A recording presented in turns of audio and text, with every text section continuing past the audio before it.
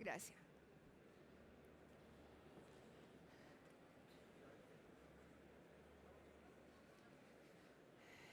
Bien. Ahora, muy buenas tardes. Gracias por estar a todas y todos. Como sabrán, a partir del 1 de agosto de este año, entra en plena vigencia un cambio normativo que va a modificar todo lo que sabemos sobre la relación laboral, particularmente en términos de violencia, con la nueva figura de la violencia de terceros, la violencia externa, cuánto sabemos acerca del acoso laboral, que se va a configurar de una nueva manera, y sobre el acoso sexual. Figura que, si bien se mantiene, va a introducir nuevos principios y formas diferentes de proceder. La ley Carín implica responsabilidades patronales, responsabilidades de la empresa mucho mayores y más enfáticas de las que veníamos conociendo. De manera que lo que solíamos hacer al respecto y los protocolos que solíamos tener van a cambiar. Y no solamente nos vamos a ver en la necesidad de tener protocolos preventivos diferenciados, sino de protocolos de intervención, también distintos. Hasta hace poco el marco normativo nos exigía hacer algunas cosas en términos de acoso sexual y nada más. Muchas organizaciones se ponían al corriente motus propio, pero muchas otras no tenemos prácticamente nada al respecto. Estamos en una moratoria normativa, se supone que tenemos un tiempo para comenzar a hacer lo que hay que hacer.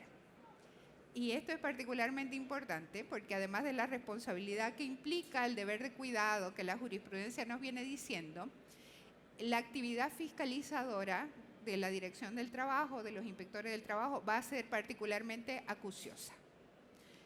Entonces, si hacemos un viaje al futuro, al 2 de agosto, deberíamos tener por lo menos un avance importante que demostrar al respecto. Voy a presentar a quien es mi equipo de trabajo, inconsultamente. Son personas que me acompañan.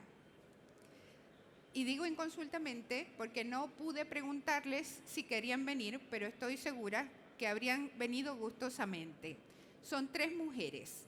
Como verán, son 3 mujeres muy jóvenes, son 3 mujeres chilenas.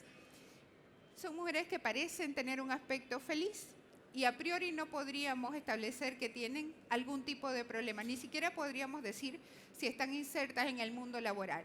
Por el grupo etario lo podemos inferir. Y digo que estas personas no me pueden acompañar ahora o a las conversaciones que suelo tener con distintos tipos de organizaciones en esta materia, porque cada una de estas personas, tristemente, cometió suicidio. La señorita Catalina Callasaya en marzo de este año. Ella era una pasante, era una estudiante que, después de haberse quejado en gran cantidad de ocasiones, consuetudinariamente, sobre las acciones de acoso de sus tutoras, y haber estado con licencia psiquiátrica más de un año fuera de la educación universitaria, llegó a desarrollar una patología cuyo término es el que estamos viendo. También está la profesora Catherine Yoma, probablemente la conozcan, del norte del país, cometió suicidio con apenas unos días de diferencia, más o menos una semana.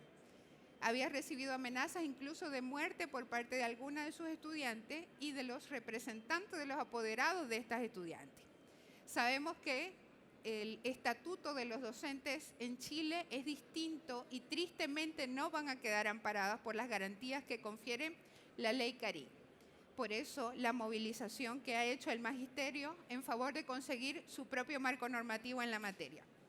Y además está Karin Salgado, que es precisamente la persona que le da nombre a la ley. Karin Salgado estaba en el mundo sociosanitario, por cierto, uno de los mundos más violentos dentro de lo laboral, uno de los mundos más peligrosos junto con la educación. Hace rato lo comentaba, y la Organización Internacional del Trabajo, en un estudio de hace un par de años, determinó que la profesión, la ocupación, el ejercicio laboral más peligroso del mundo no era, por ejemplo, ser bombero o ser policía, o trabajar con maquinaria, o trabajar en una planta química, sino ejercer la docencia. Muy cerca, en términos de peligrosidad, están los profesionales y las profesionales del mundo sociosanitario, como fue el caso de Karin Salgado. De manera que, después de una discusión legislativa de más o menos 7 u 8 años, con la muerte de Karin Salgado, nace la ley y ya estamos a puertas de la plena implementación. Es decir, que estas disposiciones sean exigibles a todas las empresas, a todas las organizaciones, independientemente de su tamaño. Solo habría una excepción en términos de protocolo si tenemos una empresa con menos de 10 trabajadores y trabajadoras. Y entender por qué la ley Karin y desmitificar esa mirada excesivamente proteccionista que se tiene de estas normas, obedece a cómo estamos en términos de salud mental en el país. La salud mental de trabajadores y trabajadoras en Chile es catastrófica. Esto son estadísticas que se publicaron en abril del año 2023 respecto a la mirada que se tiene de la salud mental y de la salud ocupacional en el periodo anterior, es decir, en el año 2022. Y esto da cuenta como la inmensa mayoría de patologías que desarrollan los trabajadores y las trabajadoras en el país no son físicas, no son ergonómicas, son psicosociales. De manera que el 73% de las mujeres que han recibido atención sociosanitaria y han accedido a una licencia médica, por ejemplo, presentan una patología de salud mental, mientras que en el caso de los hombres es un 55%.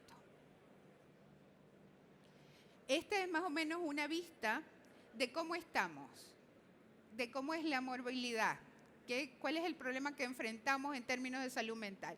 Y como ustedes verán, es mucho más probable en Chile desarrollar una patología relacionada, por ejemplo, con la depresión, con la ansiedad o alguna otra, o ver cómo empeora una condición que ya venía con nosotros, y eso es mucho más probable a desarrollar, por ejemplo, un trastorno musculoesquelético o desarrollar otras patologías o tener algún padecimiento dermatológico. Entonces, por más que trabajemos con maquinaria o que trabajemos con equipos, es más probable tener patologías de salud mental que ser atrapados por el equipo o ser atropellados, por ejemplo. Eso da cuenta de que estamos en un panorama de serios problemas de salud mental. Cosa que, además del ausentismo, además del presentismo, está desangrando el sistema sociosanitario, porque la cantidad de licencias médicas, de subsidios, es tan masiva que en vez de dedicar presupuesto a las prestaciones, a lo asistencial, estamos dedicando el grueso del presupuesto a subsidiar a la persona que ha perdido en términos mentales, en términos psíquicos, en términos intelectuales, la capacidad de ser productiva. Frente a este panorama, que no es exclusivo de Chile, por más que las estadísticas acá sean alarmantes, frente a este panorama, la Organización Internacional del Trabajo, la OIT, consolidó ya hace varios años el convenio 190, que es un convenio que reconoce cómo los derechos humanos fundamentales de las personas se trasladan al mundo laboral. Hasta hace un tiempo, tradicionalmente, los derechos fundamentales eran vistos como una suerte de ropa que nos retirábamos al cruzar la puerta de la organización. Y cruzando la puerta nos poníamos otra ropa, que era la de trabajador o trabajadora. Y lo que nos viene a decir este convenio es que eso no puede ser. A través del convenio 190 se socializan los derechos de los trabajadores y las trabajadoras, de manera que violencia externa, la violencia de terceros, el acoso laboral y el acoso sexual no afectan únicamente la condición laboral, sino que comprometen derechos fundamentales de la persona. El convenio 190 es la base para la ley Karin. De modo que, ¿qué nos dice la ley Karin? Nos dice que como empleadores, como empresa, como patrono, tenemos que desarrollar un deber de cuidado bajo la premisa de que cualquiera de estos riesgos psicosociales agrede los derechos fundamentales de las personas. No estamos hablando de cualquier cosa. Esto no es solamente salarial, esto no es no solamente el estatuto de lo que yo hago, del rol, sino que estamos hablando de la vulneración de derechos humanos fundamentales. Y como sabemos, no hay nada por encima, no hay nada más allá de estos derechos. Entonces, el Estado chileno firma el convenio 190 de la OIT y desde ese momento se obliga a revisar sus normas internas, a revisar el marco normativo nacional y a hacer lo propio para adaptarlo a las exigencias de este instrumento. Esto nos llevó a que la ley Carín básicamente modifique el artículo 2 del Código de Trabajo, que es el artículo donde se establecen las bases de la relación laboral. Y avanzó en algunas materias, que por cierto van a ser el gran reto de las organizaciones. Lo primero es que nos dice que la relación laboral se va a fundar en un trato libre de violencia. Esto quiere decir que ninguna relación laboral puede ser violenta en sí misma o puede aceptar elementos de violencia, elementos de agresión. Ya no podemos decir más, este trabajo es así, esta es la cultura laboral o nosotros operamos de esta manera. Por otra parte, nos exige que el trabajo sea compatible con la dignidad de la persona. Y la dignidad de la persona no es un concepto objetivo que compartan todas y todos. La dignidad de la persona nace de las características particulares que tiene cada quien y de cómo entiende el ejercicio de sus derechos. De manera que un trabajador musulmán, por ejemplo, no entenderá la dignidad como lo entenderá un católico. O una mujer trans no entenderá su derecho a la dignidad lo mismo que una mujer en términos biológicos, en términos genéticos. Entonces, ¿qué vamos a hacer? A entender que la dignidad es un concepto que hay que mirar uno a uno. Y además viene el gran reto de esta legislación y es el enfoque de género. La norma nos dice que todo cuanto hagamos desde la prevención y desde la intervención debe mirar al enfoque de género. Y enfoque de género es el reconocimiento de la especial vulnerabilidad que tienen las mujeres frente a los riesgos psicosociales. Lo acabamos de ver estadísticamente y más lapidariamente lo acabamos de ver con las personas a quienes les mostré. No vimos ningún caso de un hombre. Y no quiere decir que los hombres vivencien más tranquilamente los rigores de la violencia o del acoso laboral o del acoso sexual. Lo que quiere decir es que en las mujeres se empeora. Y por eso debemos introducir el enfoque de género.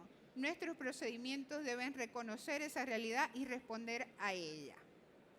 Entonces, las relaciones laborales a partir de ahora, además de los fundamentos que ya tenían por el artículo 2, van a tener el trato libre de violencia, la compatibilidad con la dignidad personal y además el enfoque de género. Y cuando hablamos de derechos humanos que se involucran en el trabajo y que se ven violentados por cualquiera de estas formas de agresión, nos estamos refiriendo a algunos que frecuentemente, que culturalmente violentamos, a veces sin darnos cuenta, pero con los que tenemos que ser más acuciosos ahora. La vida y la integridad de la persona parecería obvio, pero lo que yo hago en mi trabajo no puede representar una limitación a mi salud. Ni salud física, ni salud mental, ni salud física o espiritual, según la creencia que tenga cada cual. Y además, yo tengo el derecho fundamental a la vida privada y a la honra. Por tanto, deberíamos desmontar esa práctica que hay en algunas organizaciones donde, por ejemplo, se quiere desvincular a alguien y se le invita, por un lado, al área de recursos humanos o de gestión de personas y por otro lado se le están quitando los equipos.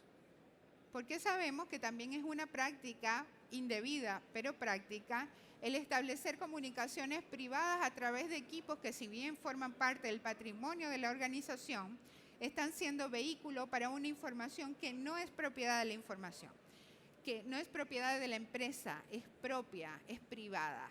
De manera que si nosotros retenemos esos equipos, estamos reteniendo con ellos una información que no estamos permitiendo eliminar y nos estamos metiendo en ciertos problemas, en aguas profundas, con la limitación de este derecho, que tiene directa relación con la comunicación privada. No me voy a referir a la sindicalización porque escapa de la materia, pero sí a la conciencia y la manifestación, que es el derecho que tenemos a pensar lo que queremos pensar, a creer en aquello y a profesarlo. Y esto puede ser afiliación política, creencia religiosa, mística, algún hecho que me hace pensar que existe vida extraterrestre, cualquiera sea, es un derecho fundamental. Tenerlo y expresarlo siempre y cuando eso no impida el desarrollo de la labor, el desarrollo del rol para el cual está contratado alguien. Tengo el derecho a opinar y tengo el derecho a ser informado. Y de aquí nace el derecho a saber, que está relacionado con la seguridad. Si yo ingreso a una empresa donde las encuestas, donde el diagnóstico psicosocial revela niveles de estrés, revela niveles de violencia externa, niveles de acoso importantes, yo debería comunicar eso. Pero hay mucho pudor en cuanto a las organizaciones a tratar de reservar esa cifra. El derecho a informar implica que yo debería poder saber. Además, la libertad de trabajo tiene que ver con la eliminación de cualquier elemento que le impida a una persona acceder al empleo, acceder al puesto de trabajo que da cuenta de sus necesidades, de sus aspiraciones económicas, intelectuales, morales, del tipo que sea. Pero hoy, y esto no es nuevo, esto no lo trae la ley Carín, lo que cambia la ley Carín es la forma como lo miramos, pero seguimos viendo, por ejemplo, ofertas de trabajo donde se exige buena presencia o se exige tolerancia a la frustración. Elementos que sinceramente son discriminatorios y que siendo discriminatorios se vuelven públicos y notorios a través de cualquier medio donde se publicitan y que dan cuenta de la vulneración de un derecho fundamental. Por ejemplo, la buena presencia es algo subjetivo y lo que es buena presencia aquí no es buena presencia en Malawi. De manera que seguir conservando esos elementos que no son precisamente de un perfil profesional, a partir de ahora van a representar un problema, en tanto la discriminación no se concreta con la firma de un contrato y a veces es incluso anterior con la sola publicación de una oferta. Y tenemos también el derecho a la indemnidad, que es mi derecho fundamental a no ser desvinculado, a no ser despedido por haber interpuesto una denuncia ante la Dirección del Trabajo o haber pedido a un juez del trabajo la tutela de mis derechos fundamentales. Es decir, si una persona denuncia, no puede ser despedida por el hecho de haber denunciado. Podrá ser desvinculada por otro motivo, pero no por este.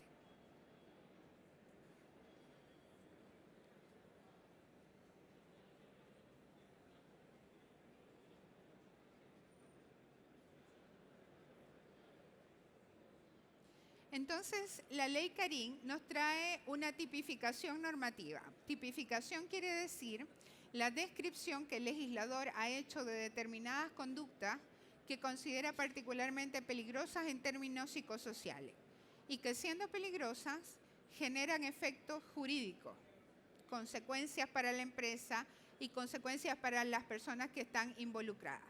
Y la primera de ellas es la violencia externa o la violencia de terceros. Esto es una figura que no existía en Chile.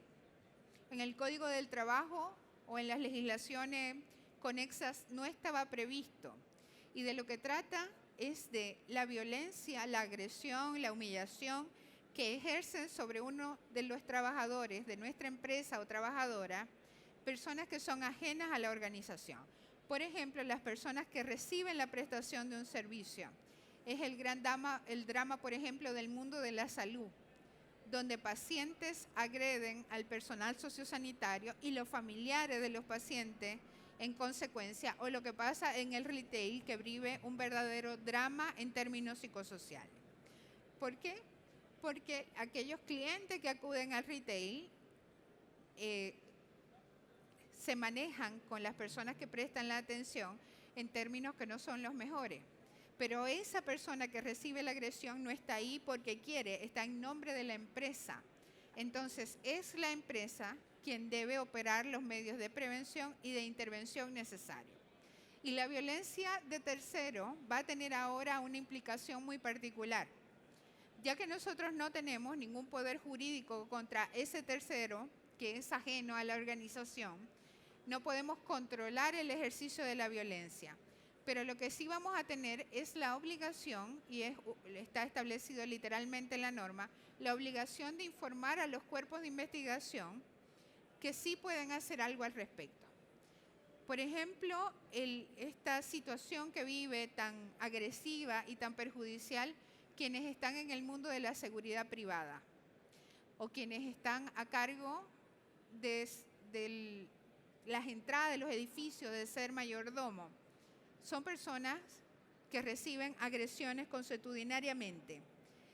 Si nosotros somos los empleadores de esta persona, vamos a tener a partir de ahora la obligación de informar, por ejemplo, a Carabineros de Chile, por ejemplo, a la PDI, dependiendo de las circunstancias, de quién es el agresor o la agresora, si lo conocemos. Y si no lo conocemos, pues tendrá este organismo que hacer lo propio. La innovación está en que no solamente nos vamos a hacer cargo de aquellos hechos de violencia que vienen de colaboradores y colaboradoras, de personas que también pertenecen a la organización, sino de los terceros. Ya eso no va a quedar sin atención. No va a poder seguir alegándose que no puedo hacer nada porque esta persona no forma parte de mi empresa. La violencia de tercero ya tiene muy vieja data en la Organización Internacional del Trabajo, es algo de lo que viene hablando hace décadas y en Europa es una de las principales figuras de atención. En el ámbito europeo no se teme tanto en riesgos de morbilidad en términos psicosociales, por ejemplo, al acoso laboral o al acoso sexual, como sí se teme el ejercicio de la violencia por parte de personas sobre las que mi poder de acción es muy limitado. Y otra figura que si bien ya estaba tipificada en el Código del Trabajo, ahora va a tener importantes cambios, es el acoso laboral.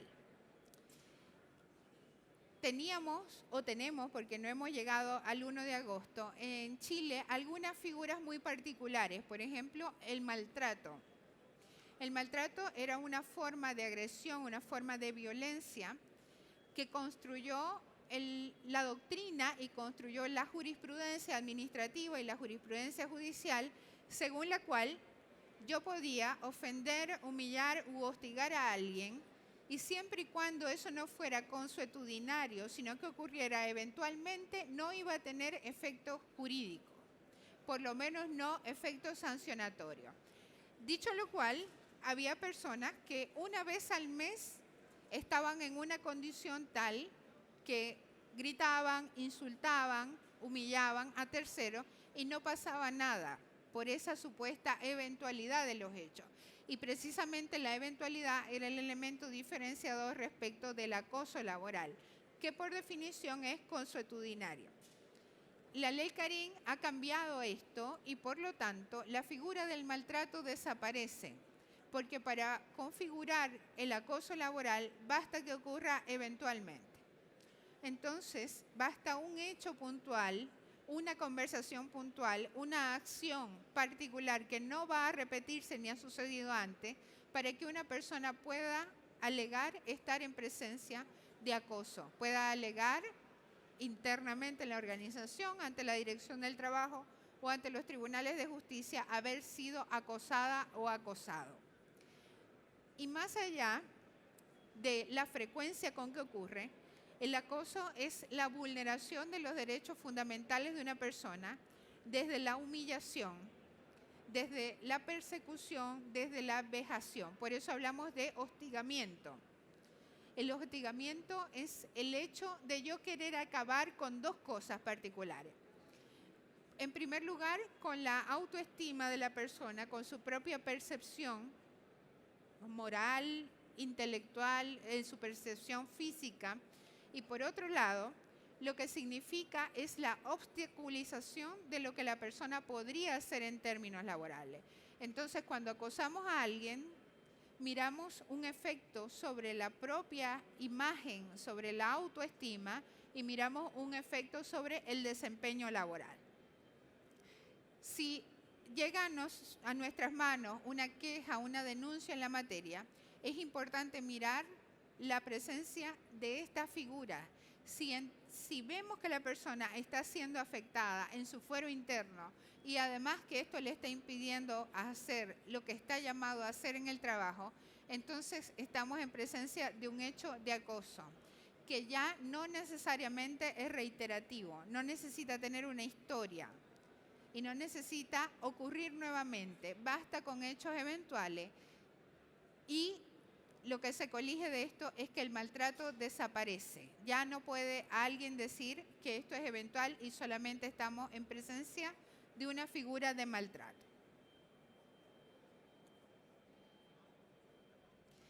Y respecto del acoso laboral, es particularmente importante desmontar la idea de jefaturas como únicos actores del acoso. Si bien existe una propensión a que, dado su poder jerárquico, las jefaturas ejerciten acciones de acoso contra otras personas que están subordinadas a nivel jerárquico, no es absoluto, esa no es una realidad, porque encontramos organizaciones donde las jefaturas son acosadas por las personas subordinadas, particularmente cuando hay otras variables. Por ejemplo, cuando la jefatura es ejercida por una mujer en negocios que son típicamente masculinos. Encontramos que el ejercicio de la fuerza es de otro tipo, que no es jerárquico, no es por el nivel en la organización, es de otra naturaleza. El acoso siempre involucra el ejercicio de la fuerza, el aprovechamiento de un poder, que no necesariamente es una posición. A veces el poder que tenemos y que utilizamos es ser mayoría, o es el temor a difundir un comentario. Entonces, acosadores y acosadoras no necesariamente son jefatura, y muy por el contrario, hay una tendencia a que más bien el acoso sea vertical ascendente, que sea ejercido por subordinadas y subordinados.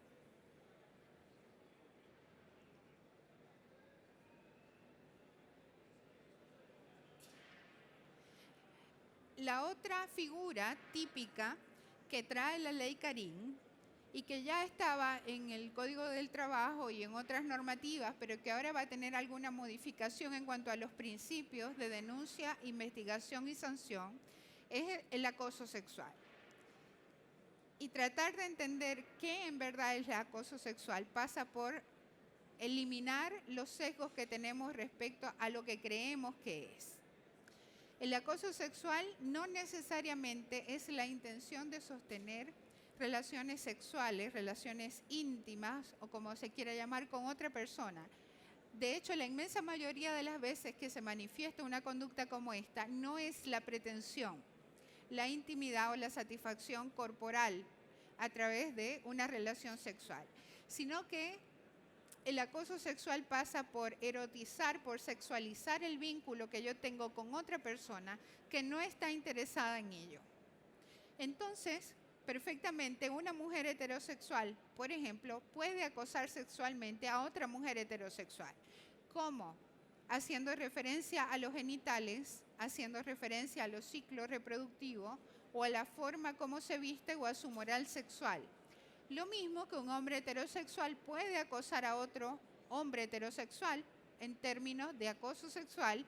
¿Por qué? Porque hace referencia, por ejemplo, a la virilidad o a la competencia sexual de aquel. Cada vez más aparece desde la jurisprudencia y desde la doctrina criterios amplios para estimar lo que a cada quien le puede resultar una conducta de acoso sexual. Y frente a esto, la queja cada vez que se habla de este tema es decir, ¿y ahora cómo vamos a tratar a las personas? Y hay un elemento cultural importante en esto. No estamos habituados y habituadas a pedir consentimiento para las cosas. Y el consentimiento no es tácito, no se puede presuponer. De manera que si en el ámbito laboral se quieren hacer avances con una persona que nos gusta, por la que tenemos cierta atracción, vamos a tener que comenzar a tener elementos claros acerca de si está consintiendo o no en esto. No podemos presumir que lo hace, porque eventualmente la percepción que tiene aquella persona es de estar siendo verdaderamente acosada y no de estar siendo cortejada como se suele creer. Eso va a pasar desde lo cultural, por cambiar el pensamiento mágico que tenemos acerca del cortejo o que tenemos acerca del romance. Entonces, acosamos sexualmente a alguien cuando traemos un mensaje erótico o un mensaje sexual que puede ser verbal, que puede ser escrito, que puede pasar por una onomatopeya, por un sonido de la boca que hacemos cada vez que vemos a una persona, o puede pasar por el tipo de música que le envío, o por los memes, o por los mensajes, los emoticones que mando. Cuando aquella persona no ha manifestado tener intención de estar en esa sintonía conmigo. Y no puedo presuponer que está de acuerdo y no puedo presuponer que ha rendido su consentimiento para ella. Entonces, conforme a los cambios que trae la ley Carín y cómo queda el marco normativo, vamos a tener una legislación que se preocupa de la violencia de terceros, del ejercicio de una agresión por quien no forma parte de la organización. Nos vamos a preocupar o debemos preocuparnos desde nuestros protocolos, desde nuestra acción, del acoso laboral, y tenemos que preocuparnos por el acoso sexual y no más ya por el maltrato, que sabemos que desaparece. Y todo esto viene a concretarse a través de lo que se llama el deber de cuidado. El deber de cuidado es la obligación que tienen todas las empresas, sin importar su negocio o su tamaño, que ha entendido la jurisprudencia en Chile. Esto acá es apenas una cita, pero los criterios de los tribunales de justicia en esta materia son cada vez más garantistas, más proteccionistas y más amplios. Hay una sola sentencia, puede tener 20 páginas. ¿Y qué significa el deber de cuidado? La obligación que tenemos de velar porque los elementos de la organización y del rol que ejerce la persona no sean peligrosos, no violenten los derechos fundamentales que tiene. ¿Y cómo se materializa el deber de cuidado? No se materializa por el hecho de tener los protocolos preventivos o por tener los protocolos de intervención o los protocolos reactivos. Significa tenerlos, significa difundirlos, sensibilizar en ellos, capacitar y medir su eficiencia. Entonces el alcance es mucho mayor y más profundo. Yo los puedo tener y pueden estar en sí mismos bien construidos o muy bien construidos. Y si yo no he hecho con estos protocolos lo que debería, entonces la autoridad va a estimar que no he hecho nada. E incumplir el deber de cuidado que tenemos con trabajadoras y trabajadores significa que somos responsables de lo que haya sucedido, por más que la acción no la hayamos cometido directamente. Por ejemplo, asumamos que en una organización se han denunciado hechos de acoso sexual, no en la organización, sino ante la dirección del trabajo. Y en el marco de la investigación se determina que los protocolos existían, que había uno preventivo y había uno de intervención, pero nunca se difundieron. Si se faltó a la responsabilidad de difundir, si se faltó a la responsabilidad de capacitar, si yo omití la difusión, se va a entender que no cumplí el deber de cuidado, es decir, que no hice nada. Y yo voy a ser responsable como empresa de los efectos jurídicos que deriven de esto. Por ejemplo, en términos de acoso sexual, la sanción para el trabajador o la trabajadora que resulta responsable es la desvinculación sin derecho a indemnización. Es decir, la persona se va sin nada más que las vacaciones u otro concepto que hubiera acumulado, pero además la empresa es responsable y eventualmente la empresa puede ser sujeto de responsabilidad penal incluso, pero asumamos que ese trabajador o trabajadora víctima afectado no tiene intención de perseguir penalmente a la organización, de seguro va a tener intención de perseguirla civilmente. Eso quiere decir, en términos pecuniarios, con indemnizaciones que pueden llegar a ser millonarias. Entonces, el nuevo deber de cuidado no es solamente el deber de tener los protocolos, es tener los protocolos que sean individualizados, que algunos sean preventivos, que otros sean reactivos, que sean de intervención, y además lo que voy a hacer con esto, que es difundir, capacitar, poner en conocimiento de los trabajadores y las trabajadoras. Los protocolos a partir de ahora van a formar parte del reglamento interno de la empresa, de manera que adquieren carácter contractual. El reglamento interno obliga a empleador y a trabajador y a trabajadora al cumplimiento del contrato. De manera que si alguien, por ejemplo, un trabajador incumple lo que está previsto en el reglamento interno, por distintos tipos de causales puede ser desvinculado, pero cuando es la empresa quien incumple lo que el reglamento interno establece, por ejemplo, alguien puede alegar el despido indirecto, el autodespido, y perfectamente terminar la relación laboral y va después a recibir su indemnización, porque es el criterio al que apunta la jurisprudencia.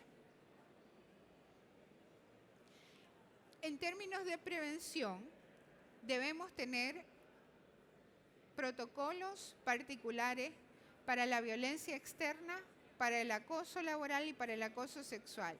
No puede tratarse de un solo protocolo porque la fuente del riesgo es distinta.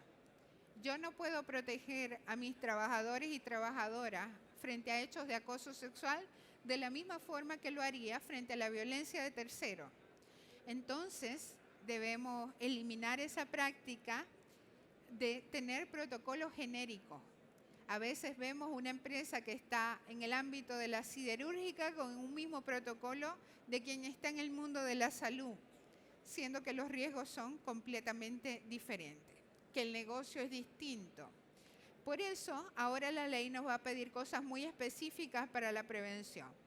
Por ejemplo, el protocolo preventivo, cualquiera sea, las figuras típicas de las que estamos hablando, tiene que partir por la identificación de los peligros. Por tanto, yo debo tener los resultados de mi encuesta de riesgos psicosociales, debo haber deducido algo de eso en términos de peligrosidad, de morbilidad, y responder desde lo preventivo a esa identificación que hice. Si yo no he hecho identificación, si no he hecho una evaluación de los riesgos psicosociales, difícilmente podré consolidar un protocolo de prevención eficiente que responda al riesgo. Además, debemos tener presente, debemos protocolizar la adopción de medidas, es decir, ¿qué voy a hacer habida cuenta del hecho? La prevención pasa por ser capaces de adoptar prontamente y de manera eficiente conductas que eviten que el riesgo que apareció se profundice en su perjuicio o vuelva a pasar. Y por eso nos piden que seamos capaces, que preveamos desde este tipo de protocolos qué haríamos en los supuestos casos. Y además tenemos herramientas de información y por eso en el marco de la nueva ley adquiere tanta importancia la difusión y la capacitación. Ya la capacitación no va a ser más arbitraria, selectiva en cuanto a los temas, sino que dentro de los planes de formación que tienen las organizaciones deben tener considerado capacitar, deben tener considerado formar en esta materia particular. En cuanto a las herramientas de prevención, debemos tener presente que es necesario identificar, es necesario proponer herramientas y herramientas científicas. No es arbitrario, no es casuístico y yo voy a medir los riesgos como considere. De esto debe tener algún fundamento, de forma que el área de prevención de riesgos en cada organización va a tener acá una tarea muy particular a ejercer. Además están las medidas de clima laboral. El protocolo debe incorporar las formas a través de las cuales el clima laboral se va a reponer habida cuenta del hecho. Si tenemos conductas de acoso sexual, ¿qué vamos a hacer después para restaurar, por ejemplo, la confianza de la víctima en la organización y en el resto de compañeras y compañeros, en el resto de colaboradores. Debemos hacer algo en cuanto al resguardo de los denunciantes, la persona que interpone una denuncia, además de las medidas de protección, es decir, estas medidas de urgencia que vamos a adoptar para que el daño no siga ocurriendo, debe tener garantías. A veces no denuncia a la víctima directa, sino que quien denuncia es un tercero que presenció los hechos. Y contra ese tercero se ejercen conductas de persecución, tal como pasó con Karin Salgado. Ella no fue una víctima directa de los hechos. Ella participó de un procedimiento sumario que se abrió a una compañera de trabajo al que tuvo que acudir en calidad de testigo. Ni siquiera estaba directamente involucrada en el suceso, y a partir de ese momento fue víctima de acoso y se generaron las consecuencias que ya sabemos.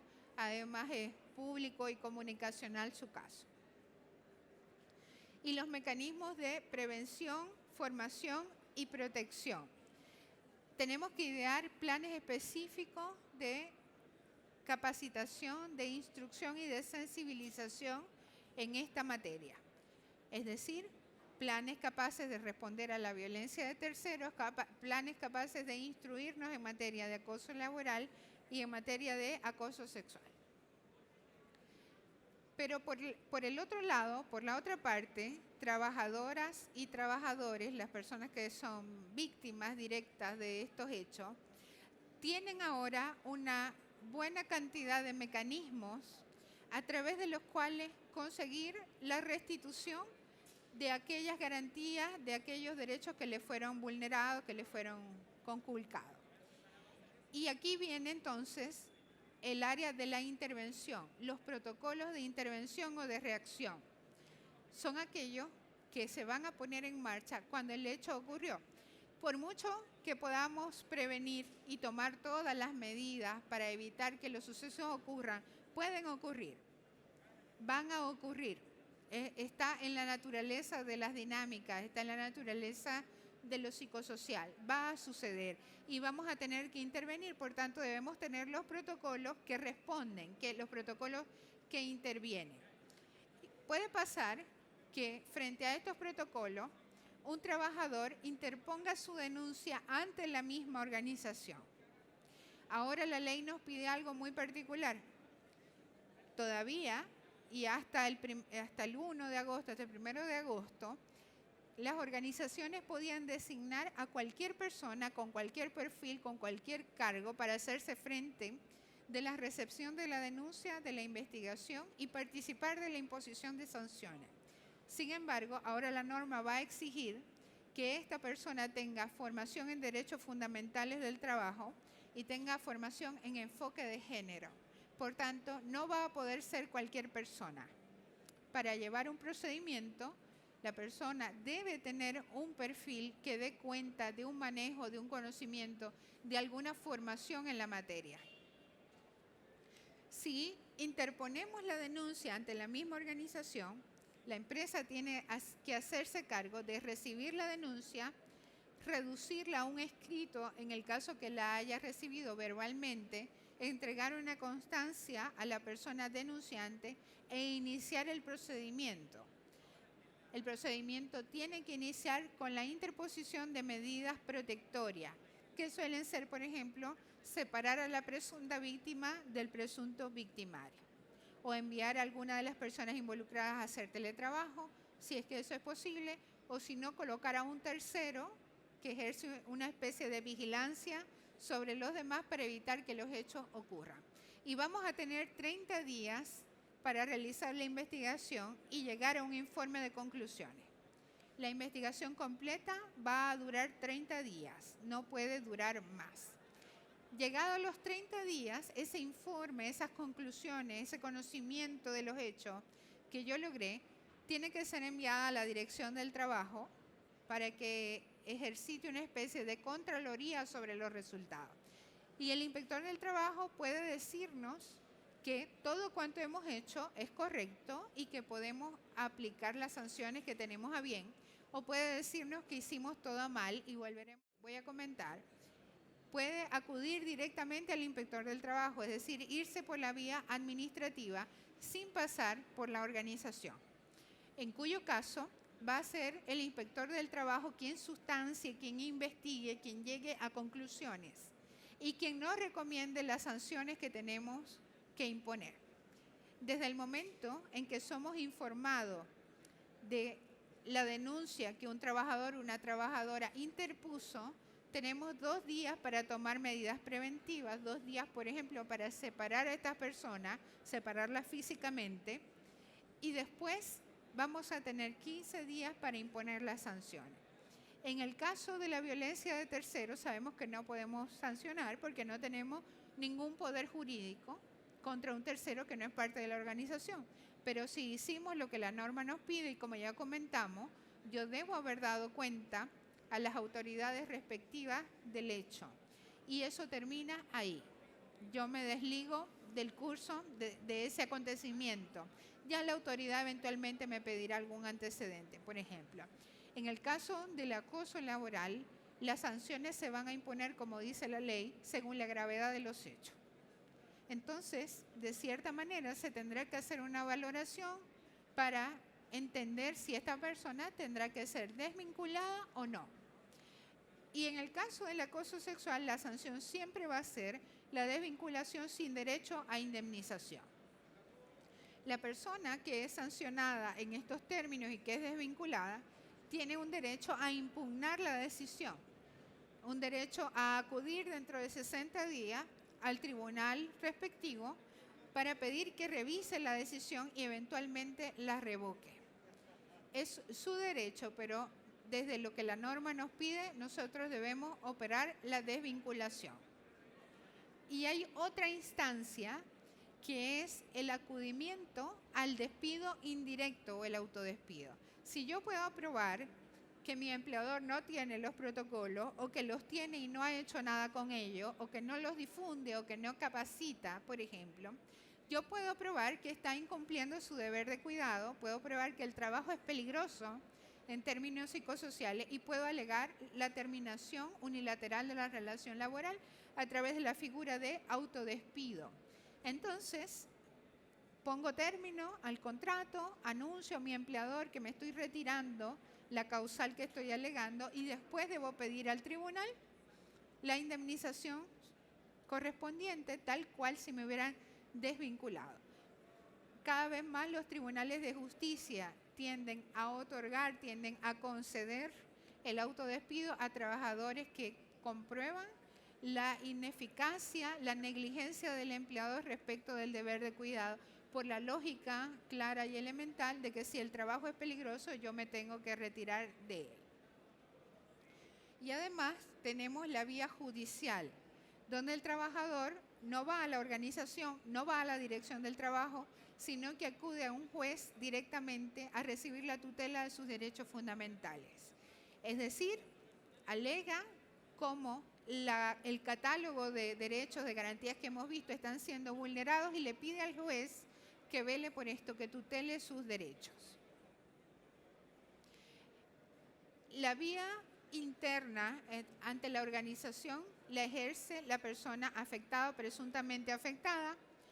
La denuncia ante la dirección del trabajo puede hacerla individualmente la persona sin asistencia judicial. Ahora, si quiero acudir a un tribunal de justicia, necesito de abogado.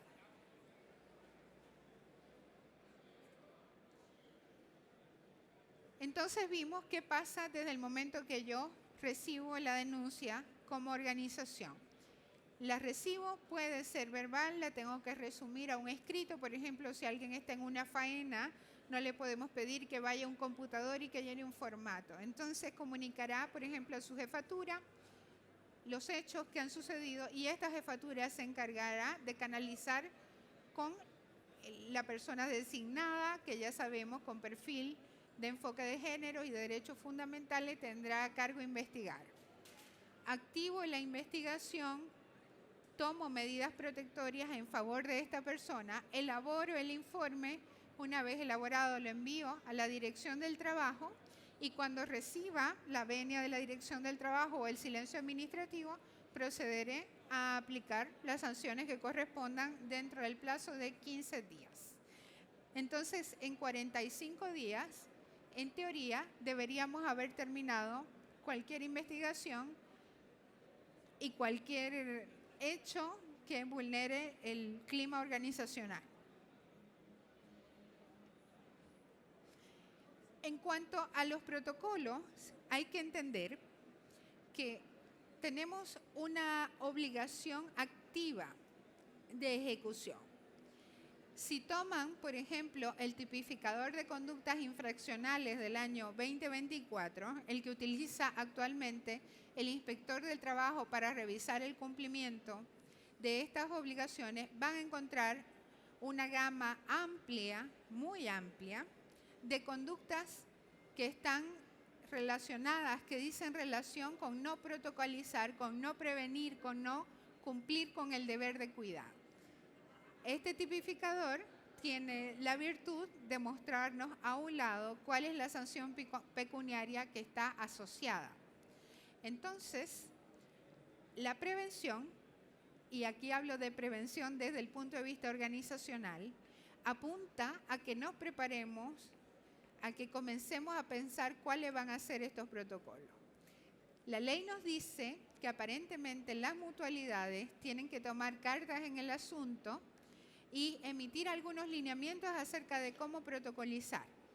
Sin embargo, el hecho es que de momento no hay documento, no hay esas directrices, no hay trabajos específicos.